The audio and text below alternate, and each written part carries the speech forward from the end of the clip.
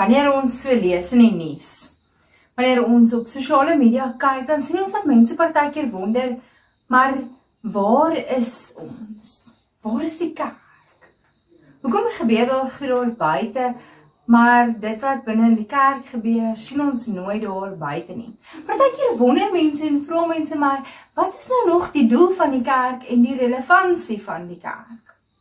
Onlangs was daar heel wat kerke in die nuus gewees en dan wonder mense en dan vra mense en wanneer ons dan gaan lees na die kommentaar wat mense skryf, dan hoor ons baie vinnig dat mense nie die kerk raak sien in die wêreld nie.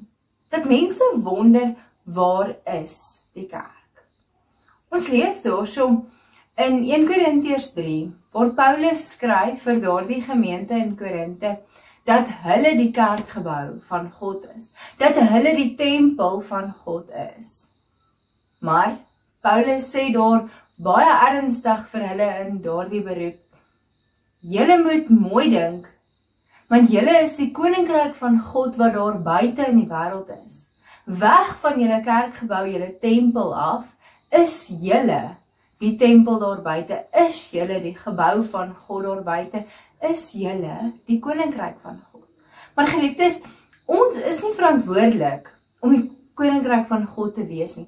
Ons is nie die wat dit bou nie. Paulus sê daar, julle gaan bou net verder op die fondament Jesus Christus. Dit wat julle binne in die kerk ervaar, dit wat julle as 'n gemeenskap van gelowiges ervaar, is julle verantwoordelikheid om dit buite uit te leef, om dit buite te versprei. Nee, nie alleen die wat so goed is om dit reg te kry nie, net die wat dit verder gaan uitleef, verder gaan bou.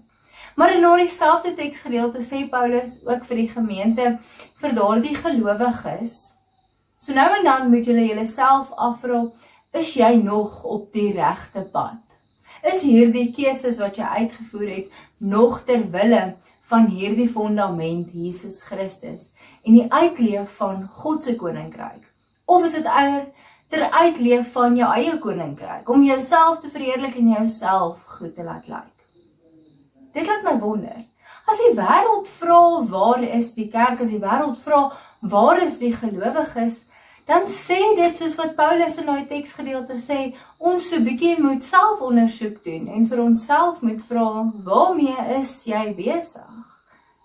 Want ons is verseker dan nie besig om die koninkryk van God daar buite uit te leef nie. Miskien is dit juis daardie oomblik waar God vir ons wil sê, dis ons verantwoordelikheid om vir die wêreld en vir die gemeenskap waarin jy leef en daardie wêreld waarin jy leef te wys, dit onder hulle bewussyn te bring. Waar is God besig om te werk? En waar is jy besig om God se koninkryk uit te bou?